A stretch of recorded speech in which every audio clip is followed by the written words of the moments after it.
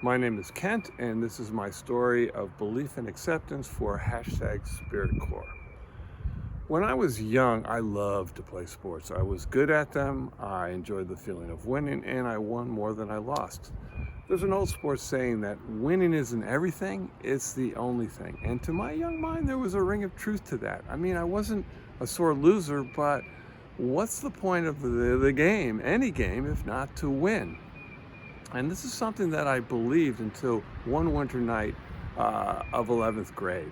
I went to an all-boys boarding school, and it was the night of the postseason basketball banquet, where players and coaches from across the program come together to reflect on the season, give out awards, etc. I had played varsity and had been elected captain for the following year, but the year in question, we were terrible. In fact, I tried to look up how terrible we were and I couldn't find it, so you'll just have to trust me.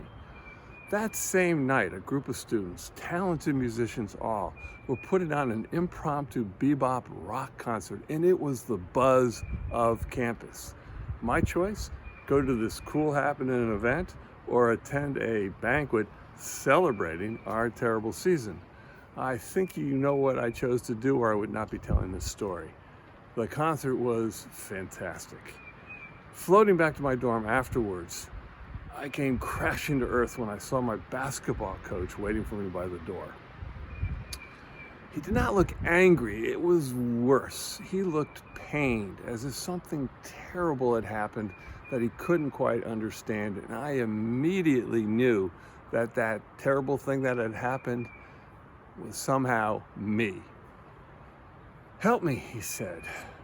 "Understand your thinking here, because from where I stand, your teammates, your friends gathered together tonight not for the chicken or to dwell on our terrible record, but because we spent every day for the last 4 months together, on and off the court. We got to know each other really well. And in that knowing, we committed to each other to compete as hard as we could together." I was defenseless. Every word was like a surgical strike to my heart. He continued, "Winning? Losing? 4 years ago, the seniors on this team did not know each other. 10 years from now, I would not be surprised if a couple of them were in each other's wedding.